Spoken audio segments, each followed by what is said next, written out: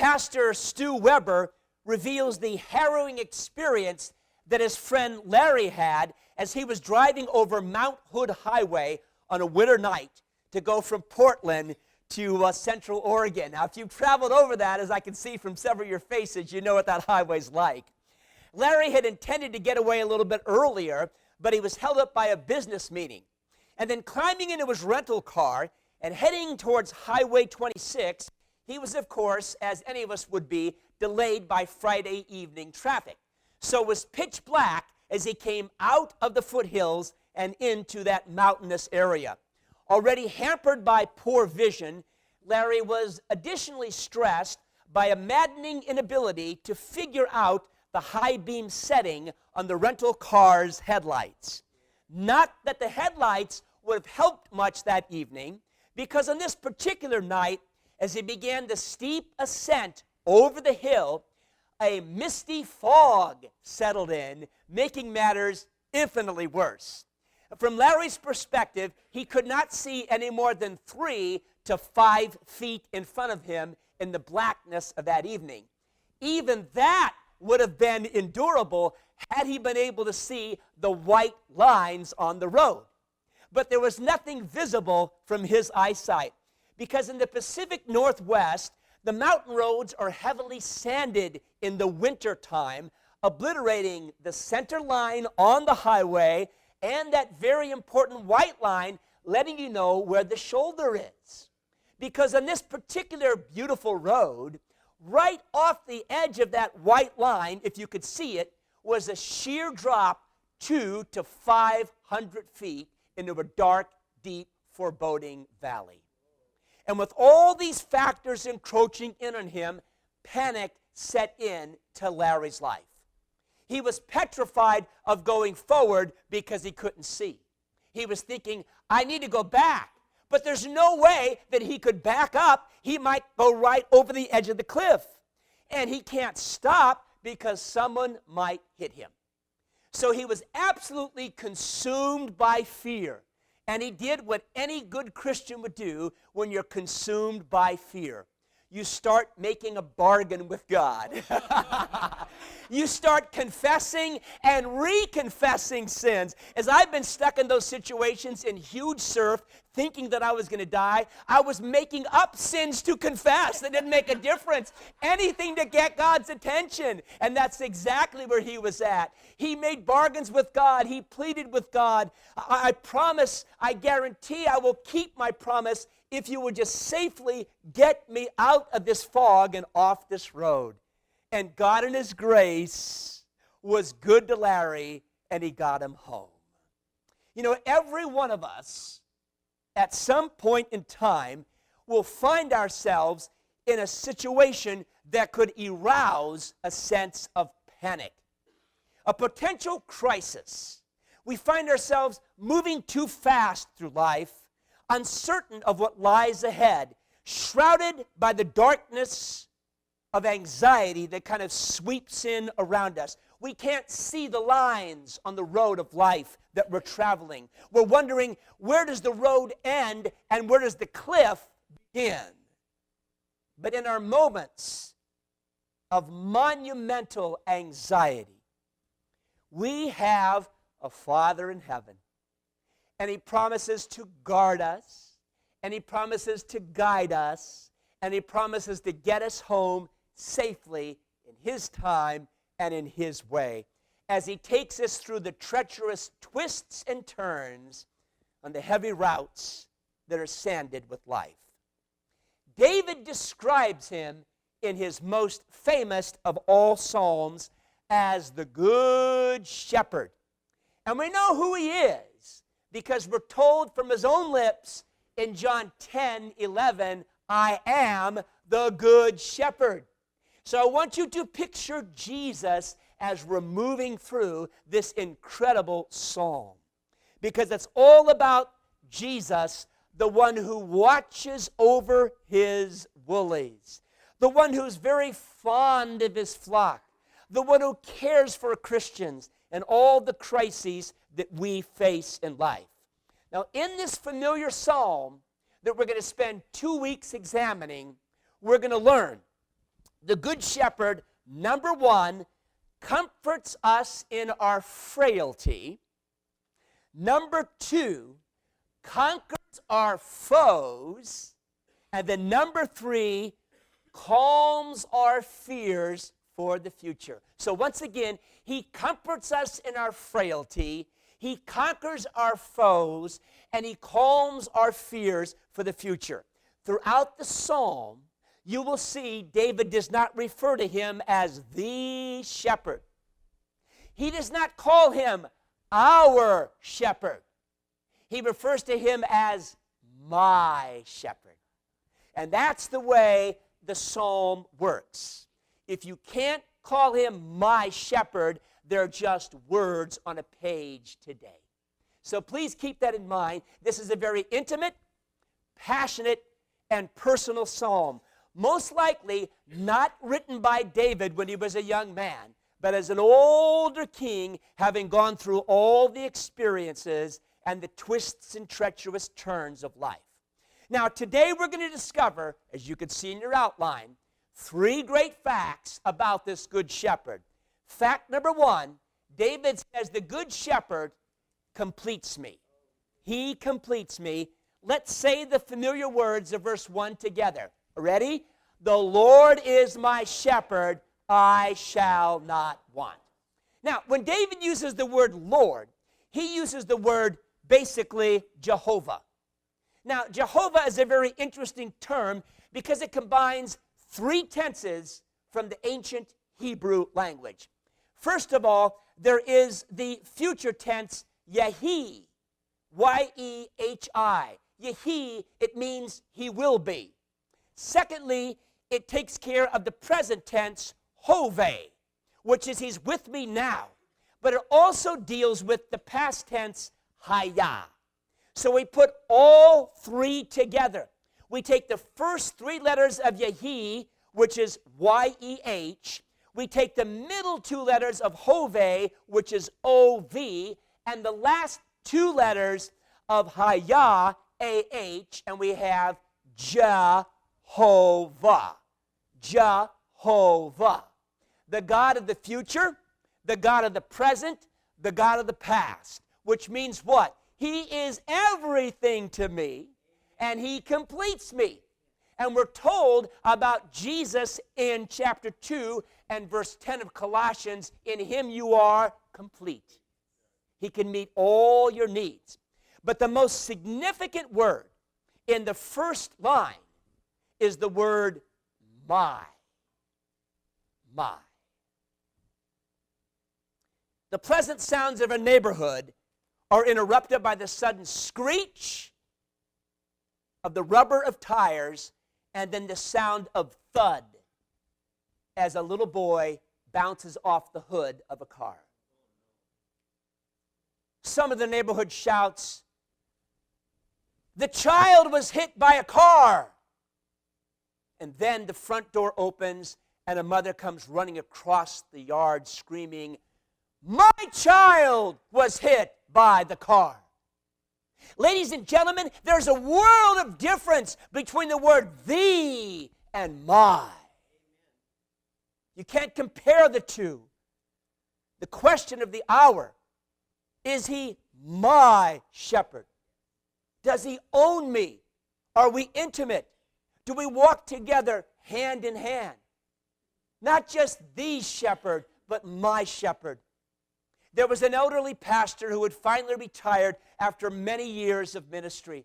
And he was invited by a friend to an exclusive dinner engagement. Frankly, he was out of his league. It was uppity ups and very rich and wealthy, and the well-to-dos of society were there. And on this night, there happened to be a very famous actor who was present. And people seeing that began to shout, "Stand up, make a speech, read something of great poetry," because he had this incredible voice. So he walked up to the front and said, "What would you like me to recite?" And the pastor, kind of with a wry grin, shouted, "How about Psalm 23?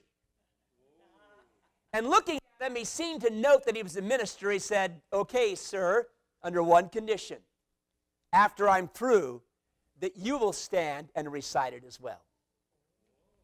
Well, the master speaker, the actor, gave the speech, spoke Psalm 23 with the perfect sense of elocution, pitch, and timing. It was wonderful. When he finished, all the people applauded. And then the old pastor, who was bent and kind of leaned over, slowly made his way to the front. And with a crackly voice, began to recite from memory the words of a psalm that had meant everything to him over decades of ministry. And when he finished, there wasn't a dry eye in the congregation. The actor stood and said, I think I see the difference. I know the psalm. You know the shepherd. Most non-Christians in America today know the psalm. They don't know the shepherd. These words only work if you're intimate with him this morning. Now, when he's truly my shepherd, and when I look at this next statement I'm going to make, I'd have to say sometimes he is not truly my shepherd because I'm not allowing him to lead me through life. What's the test? How will I know if he's my shepherd? The next words will fit. I shall not want. Say that with me. I shall not want. Here's the principle. Let's say it together. Life's cravings are quenched when I'm close to Christ. You mean all of them? I mean all of them. So if I'm still craving for something in my life, financially, emotionally, spiritually, I don't care what it is, it means in that one area I'm not close to Jesus. See, that's the test. It's that simple. It's that simple. If he's not everything, I won't be satisfied with anything. Say that with me. If he's not everything, I won't be satisfied with anything. I'm always going to be longing for more. And then when that happens, then I become my own shepherd. And then I rewrite the words of the psalm. They go like this. I am my own shepherd. I'm always in need. I stumble from mall to mall and shrink to shrink, seeking relief and never finding it. Yea, though I creep through the valley of the shadow of death, I will fall apart. I fear everything from pesticides to power lines, and I'm starting to act like my mother. I go down to the weekly staff meeting, and I'm surrounded by enemies. I go home, and even my goldfish scowls at me. I anointeth my head with extra strength Tylenol. My Jack Daniels runneth over. Surely misery and misfortune will follow me, and I will live in self-doubt for the rest of my lonely life. That's one way to move through life. The other way is to say, I'm going to let you be in charge. I will lean on you as my good shepherd. And then the cravings will be taken care of, and you'll be able to say with Paul and David, in him I am complete. So if there's anything lacking in your life today, the good shepherd could meet that need. It's not your child coming back home. It's not a raise. It's not something changing in your health. It's not something being altered in the church. That won't do anything. If that's what you're using to fill the void of your life, then once that's filled, guess what happens? Another void opens up. But once Jesus fills the void, everything is taken care of. So let this be for you and me the true test of our life. When I'm close to Christ, all my cravings are quenched. In him I am complete. He completes me, and then secondly, and I really like this one, he calms me. Isn't that nice? He calms me. Now, I'm very familiar today with about 3 or 4 people in my life, and no need to look around because they're not present this morning, that quake and shake and bake their way through life. Every time I see them, every time I talk to them, their hands like this. They never quit shaking. And they don't have Parkinson's disease. They just don't have any ease because they're not connected intimately with the Good Shepherd. He'll quiet that stuff right down. He calms me. He makes me to lie down in green pastures. He leads me beside the still waters. He restores my soul. He silences the stressors. He calms the confusion, and he quiets my soul. Notice the beginning of verse 2. He makes me to lie down in green pastures. I don't like those first few words, but they're still true, aren't they? He makes me. He puts me in a hospital bed. He puts me in a sick bed. He has my knee, my elbow, something go out, so I'm forced to lie down. Or I have no physical difficulties, but then he kicks the slats out of my life, so now I feel like I'm lying on my back saying, help, help, help. But he will do whatever is necessary to get me to the place where I'm forced to rest.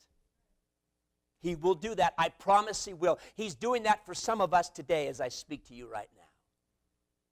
Now, when he speaks of rest, he's talking about easing off, but he's also speaking about something that Americans don't understand today. It's a little word. Let me spell it for you. S-L-E-E-P. Sleep. We tend to idolize men like Thomas Edison, who bragged that he could make it on 15-minute naps throughout the day. But we tend to forget that the most brilliant mind of the last century was this gentleman, Albert Einstein. And Albert Einstein averaged 11 hours of sleep a day. You see, that's a lot of sleep. But when he got up, he had a lot to give. 1911, Americans averaged 9 hours of sleep a night. 2014, we averaged 6.5 to 7. We're proud of it, and we're extremely tired because of it. Every Sunday morning, even now, there are several of you who are just almost asleep. I don't know how that's possible. You just got up, but it means you didn't sleep well last night. Every single Sunday morning, every single Sunday, no matter what service I'm in, I see people are dozing off because your life is too hectic, because you're not getting the sleep that you need. We're tired because of it. Our bodies are tired, and our souls are exhausted. You know, there's only one other living creature I know of that has trouble sleeping like human beings. We're not talking about dogs, are we? They doze really well. Cats invented the cat nap. Bears hibernate. How about sloths? Woo! See, that's my teenager. You know, they sleep about 18 hours a day.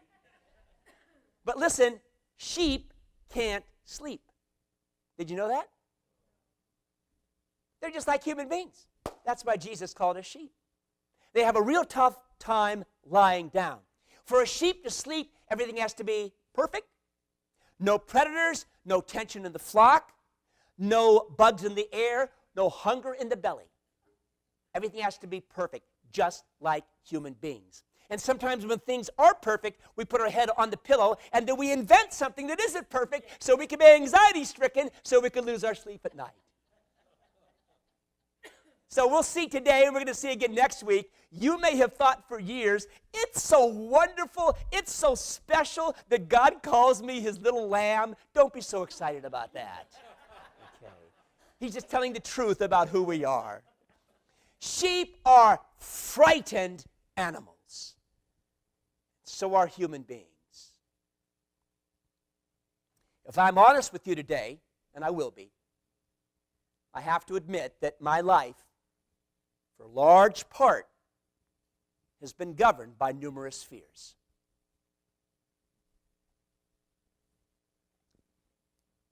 I became, on several critical occasions when I was a little kid, 6, 7, 8, hopelessly lost, thinking I would never see my mom and dad again for many hours. And those occasions made a mark on my life and have carried with me into adulthood. And so there are those times in my life when, as an adult, I have been hopelessly lost. And I don't think like a 40, 50, or 60-year-old. I think like a 6-year-old. I remember one time I was lost in the Atlantic airport. And that place is a massive airport. And I thought, I hate Atlanta. I thought, I'm never going to get home to California again. And I had a backpack, and I had 2 suitcases, and I had an assistant pastor. And I said, just keep up. He goes, where are you going? I don't know. I'm going to find out how to get home. And he ran for about 10 minutes, and then he said, I'll see you when I find you, Pastor. And I ran full speed for 30 minutes throughout the Atlantic airport, just screaming, can someone help me to get to California? And I had an inguinal hernia because of that. Just blew it right out. And then I missed the plane. And then when I missed the plane, I realized everything's okay. I'll get another one. For some reason, at that point, it snapped. I've been lost in foreign locations, driving in circles, and the fear comes upon me. Oh, no, I will never get home again. And I start moving like a New York taxi cab driver, or like the Wicked Witch of the West. Dun dun dun dun dun dun dun dun dun dun dun. Where are you going? I don't know, but I'm getting there real fast. Yeah.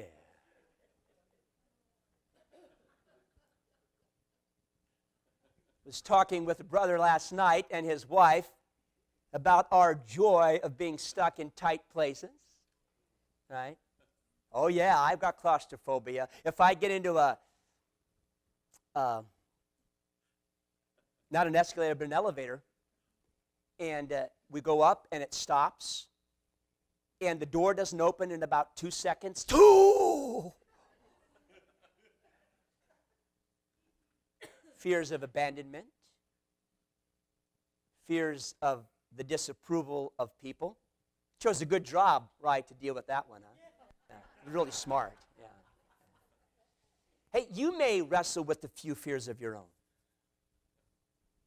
Maybe fear of contracting cancer. That is in the back of your mind. Fear of an IRS audit. So don't even bring up those words, please. Yeah.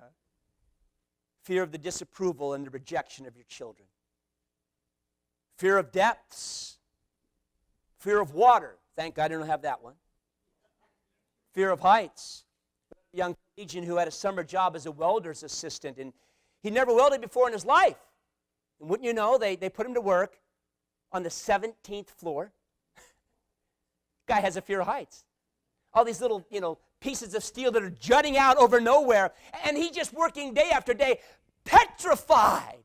And one day this huge, massive hulk of a welder walked up to him and said, "What's wrong, son? Are you scared?" And the collegian said, "Scared.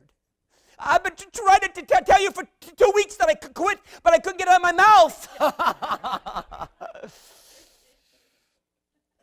Every one of us has our fears, and that's why we're told, as I've reminded you before, and will remind you again in the future, 366 times, one for every day and for leap year, these words, do not fear. Say that with me, do not fear. And the reason why is because of this principle, and I've had to remind myself of this quite a lot frequently. Here we go. When fear is present, faith is absent. They don't coexist together. One or the other occupies my heart and my soul. When fear is present, it means I'm looking to the creature or I'm looking to creation for comfort. When faith is present, It means I have gone to the Creator, and He's met all the needs of my soul and my heart. He's the good shepherd, and when He's really my good shepherd, I just kind of ease off and everything feels calm in my life. Look at the second part of verse 2.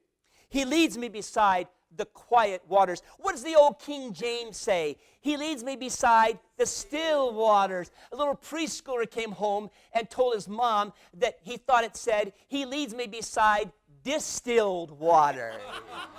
And that's not bad at all, because distilled waters have been purified and prepared for the purpose of consumption. So that was inspired by God. You know, we need that as sheep. We need this distilled waters, the good waters, because sheep, they're not smart like a lion. They're not swift like an antelope. But they do have one particular characteristic. Do you know what that word is? It's called stupidity. Sheep may be the dumbest of all the animals that God ever created. Say, why do you say so? Because they'll drink in any old, muddy, disgusting water hole. Full of mud, full of parasites, full of the excretion of other sheep. They don't care. They'll just lop it right up. And that's just like us as human beings. We go right for that which is excretion. I'm going to satisfy my thirst for lust. I'm going to plug into that porn. I'm going to watch that movie. I'm going to stare at that lady. I don't care what it's going to do to me, even though it's excretion for my soul. I will sit there and lop up and feed, just feed upon that thirst for revenge for that person in the church who hurt me 2 weeks ago, 2 years ago, or 20 years ago. And that becomes a parasite, child of God, that eats the living daylights out of your joy in life. We're sheep, we're dumb animals. We make foolish choices. We cannot trust our senses. We have to trust our shepherd. And he leads us to the good waters. Where do I get the good waters? Right here in this room. This is where you get the good waters. And if you don't come here on Sundays, you're drinking bad water. Bad water. Whatever you get out of here on Sunday is bad water. And you need to drink more than once a week, don't you? That's why we have Bible studies. That's why we have these new groups that may be starting for you to talk about the implications of the sermon, how it impacts your life. That's why you have, every one of you, one of these books. And if you don't, be sure to talk to me today, and I'll give you several of them. Because every day you need to get into the Word and feed. That's the distilled water. And it will meet and quiet the anxiety of your soul. I like what it says in verse 3. He what? Restores my soul. The word for soul is the energy of life. The energy of life. And the restore in the Hebrew means to return. So isn't that wonderful? It says literally, he causes the energy of my life to return. How many of you could use that today? Yeah, I have my hand up because I could use that. The energy of my life returning to me. The new spark, the new shot in the arm. The new pump for life. The second wind that we all need. Ever feel worn out? Ever feel wiped out? Ever feel like you want to wig out? Of course you do. It happens to all of us at some point in time. But when we're in sync with the Good Shepherd, he whispers the words of calmness and says it's going to be okay. Those are the two favorite words that he has used over the last 20 years for me. Rick, it's going to be okay. I need to listen to his voice because that's what he tells me more than anything else. Because I think it's not okay. He says, no, it's okay. It's A-okay. I have everything under control.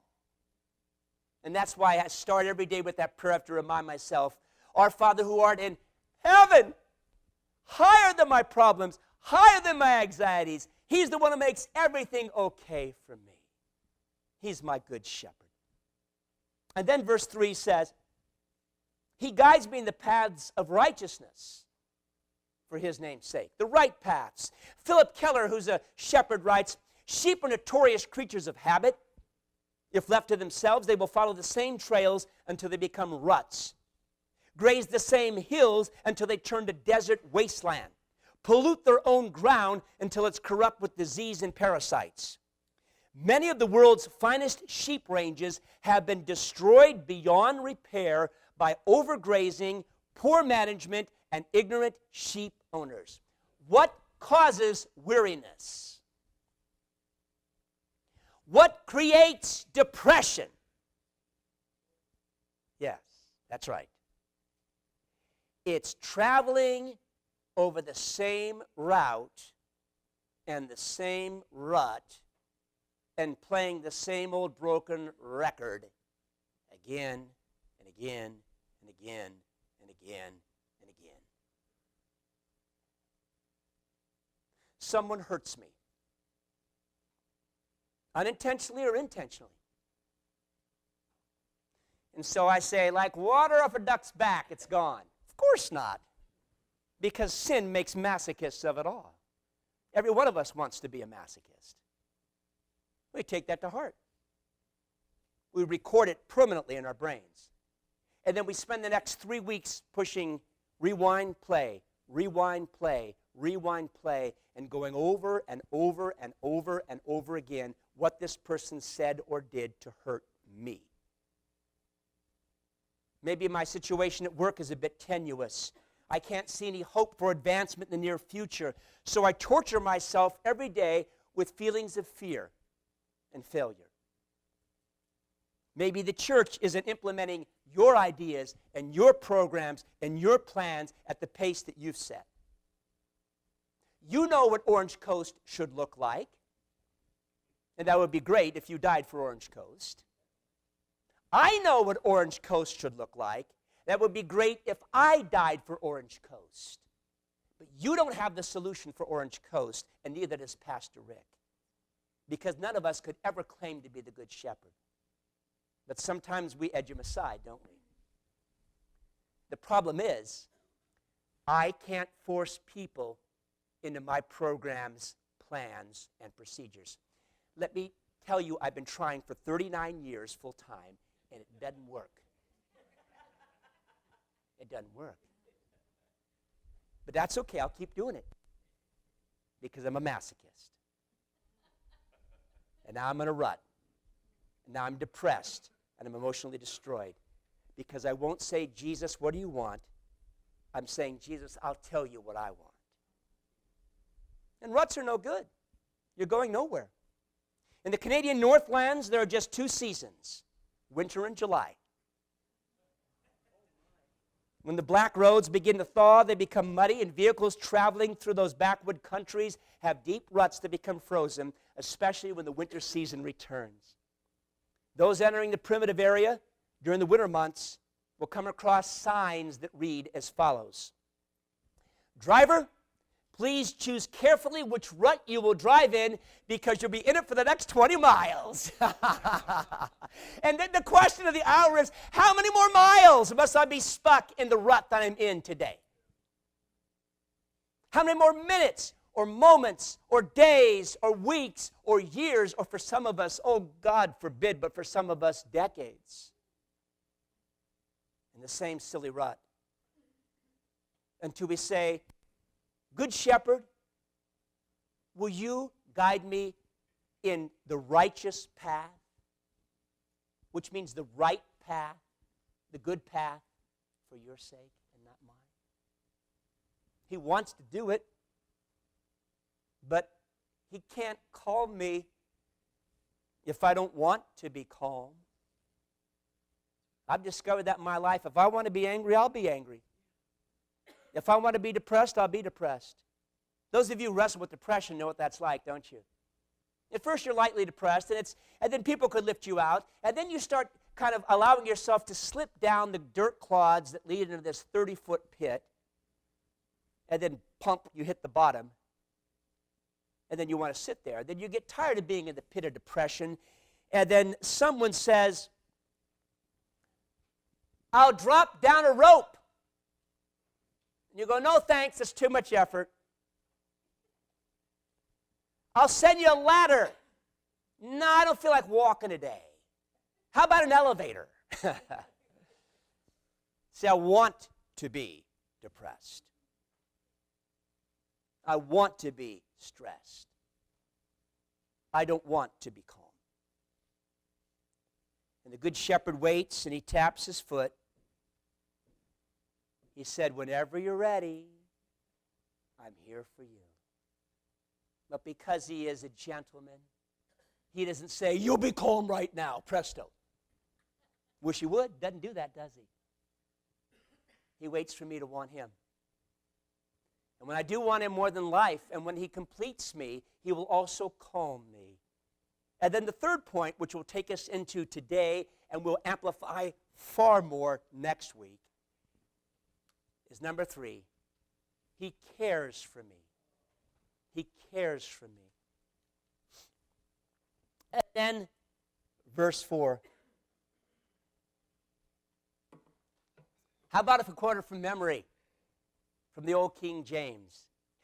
Yea, though I walk through the valley of the shadow of death, I will fear no evil, for thou art with me. The most familiar phrase of perhaps the most familiar words of anything ever spoken in Scripture, even more familiar to the world than John 3:16, or the words that you just quoted from memory. Most well-loved phrase of the most well-known psalm. He talks about the valley of the shadow of death. They tell me it's a real place, situated between Jerusalem and Jericho, and 2 men over here have spent time in that area years ago, and they know. Jesus referred to it in the parable of the Good Samaritan in Luke 10:30. He talked about a man who fell amongst robbers and thieves and was beaten up and left for dead. There's only one place where that's going to happen. It's not down the streets of Jerusalem. It's on this road to Jericho. It's where the valley of death is situated. And I'm told that there are valleys of death or similar places throughout the planet, in America, in Persia, all throughout the world, stomping grounds that are very familiar to shepherds. You see, the way it works is that as the spring fades into summer, food and water become very scarce in the lower lands, and the heat obviously becomes intensive for those little animals with all that wool. And so they need to escape the intensity of the summer heat. So the shepherd has to get them through the dark, foreboding valley and get them up to the highlands where there's a place for reprieve and enjoyment and fresh nourishment.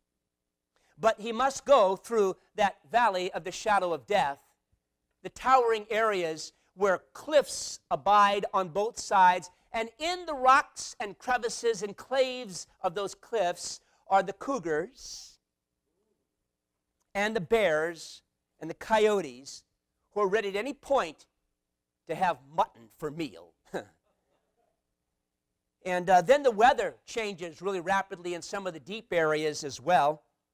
The valley is subject to all kinds of changes as you're moving from the lowlands, particularly the highlands in certain areas of the world. If some of you have traveled through the valleys that lead to the Rocky Mountains in Colorado, during the late spring or the early summer, you know how quickly climatic changes could be arranged. I remember in 1961, I was traveling with my parents and sisters. We were moving from Virginia en route to Hawaii. We were going to drive all the way to Frisco and then take a boat from Frisco to Oahu and live there for 3 years. And when we finally arrived in Colorado, one morning I remember we woke up and we went swimming. It was a wonderful sunny day. Then we got dressed and got in the car, and then an hour and a half later, we were caught in a blinding snowstorm moving through the Rockies. And I thought for sure we were going to die, just like Larry in the story. And I'm asking, how could this happen? How can I be swimming one moment and in a snowstorm the next? That's how things change as you're moving through these violent areas. The valley can be subject to storms. The valley is subject to flash floods. The valley is subject to rock slides. But it's the only route to the high country where food, foliage, and beauty abounds. Now, answer this in your heart with me. What's the ultimate high country for the Christian? Heaven. How do you get to heaven? Through the valley of the shadow of death. And as a pastor, I have been with many people as they've gone through that valley. The first time was a shock to me because I was just a young man in his 20s. I had just begun the ministry. And the fact is, I had never attended a funeral in my life, and the first funeral I attended was the one I officiated at. And it was for a good friend of mine who was my Sunday school teacher back at Broadway Baptist Church, Lloyd Bowman. I love Lloyd. He was a World War II vet, and he would work in stories of what he had experienced in the war with the Word of God, and we sat spellbound as 13 and 14-year-olds listening to his life. And then we watched his life as stomach cancer began to take it. He had dwindled down to like 80 pounds. He was so weak and emaciated. But you could see in his face that the Lord was his shepherd. He never lost the joy of Jesus. You know, in death, family and friends could only go so far. In the end, it has to be the good shepherd. Just the day before my mom went to be with Jesus, she just kept saying repeatedly, I want to be with Jesus. That's all I want now. I want to be with the good shepherd. And that's how Lloyd was. I was with him in the hospital. They called me, he's dying, Pastor. We need to get over here right now. So I raced over there, and I was there with his family, and for the first few minutes, he was able to converse with us, and he talked about Jesus. He talked about how much Jesus loved him and what he meant to him over the years. And then he lost his ability to speak as he was coughing up blood. And I was holding the basin for him as he coughed and was wiping his mouth.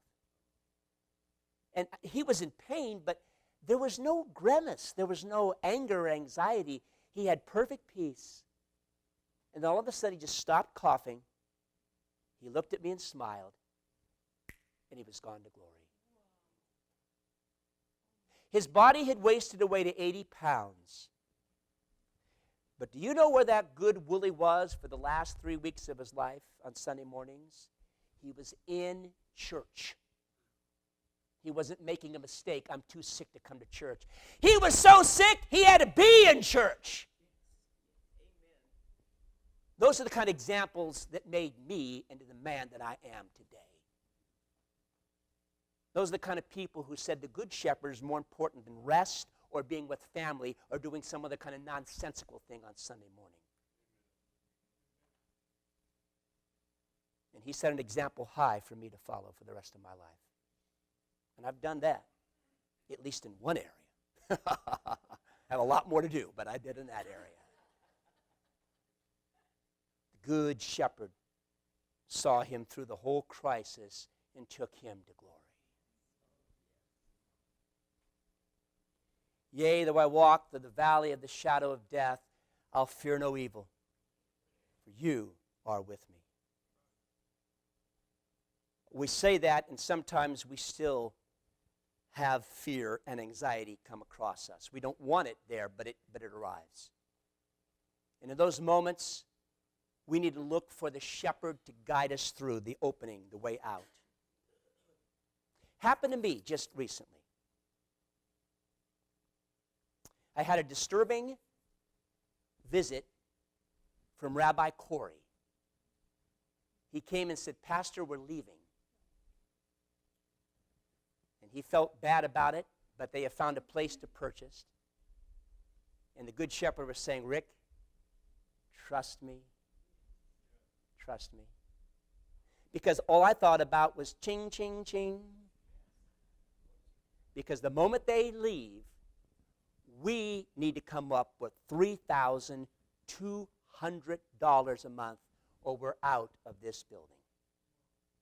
That's the facts, Jack. Now you get to share my anxiety. Isn't that nice?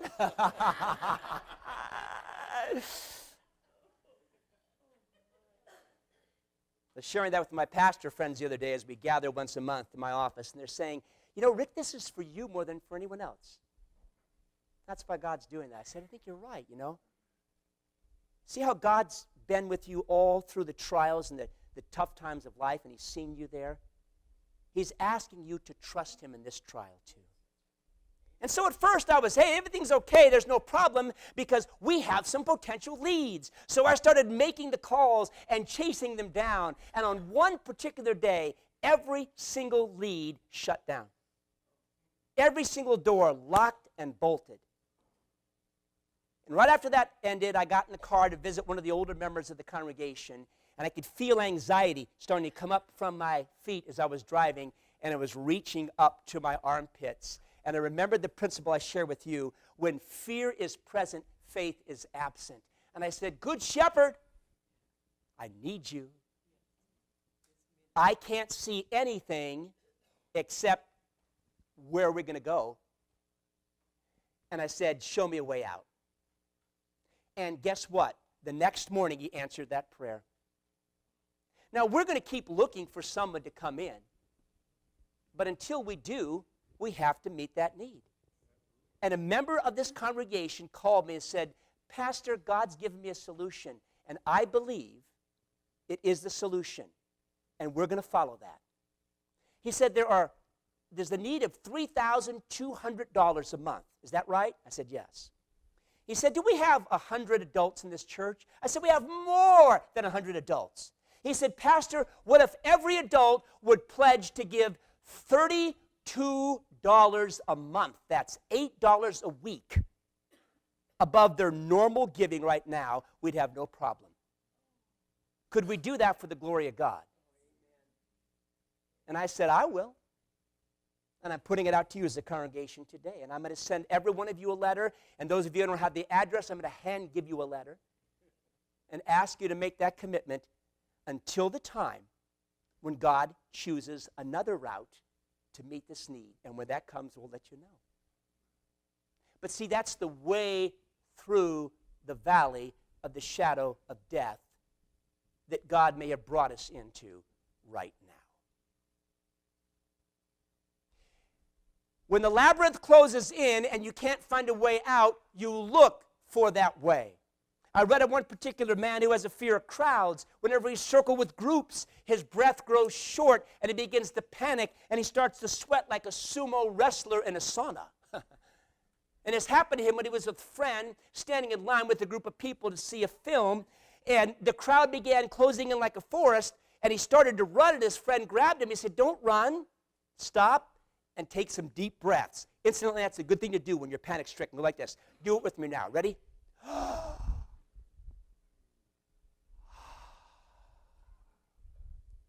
He asked him to do that about 3 or 4 times. He said, now I want you to go to the golf course, because he loves to golf. He said, when you're hitting the ball out of the rough and you're surrounded by trees, what do? He said, I look for an opening. He said, you don't stare at the trees? No, I don't stare at the trees. I look for a way out, and I go that way. He goes, do it now. We get stuck in the trees. The anxiety, the fear, the panic. God goes, there's always a way out. There's a way through. And for us, the solution is not in finances. It's in our Father and His Son. He is the Good Shepherd. Amen. He's the one who will get us through. Just like it got Larry over that Mount Hood highway on the eerie, wintry evening. And He will get us through any crisis that we experience in our lives. Let's bow together.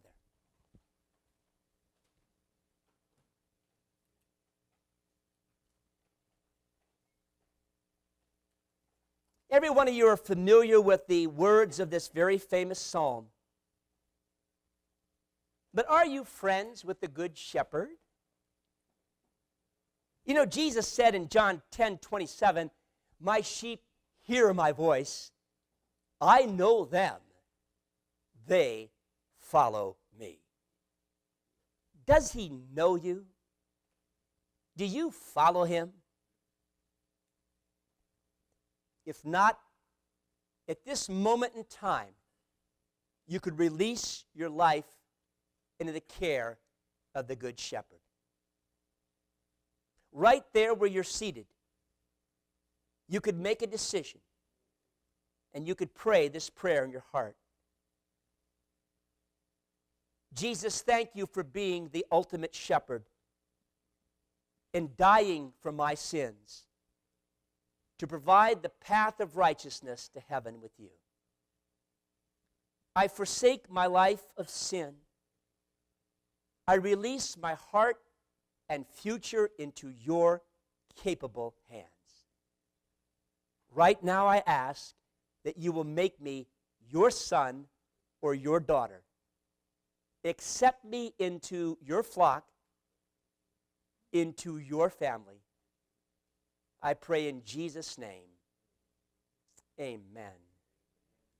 If you prayed that for the first time today and gave your life to Christ, before you leave, be sure to talk to me today. God bless you as you go. You are dismissed.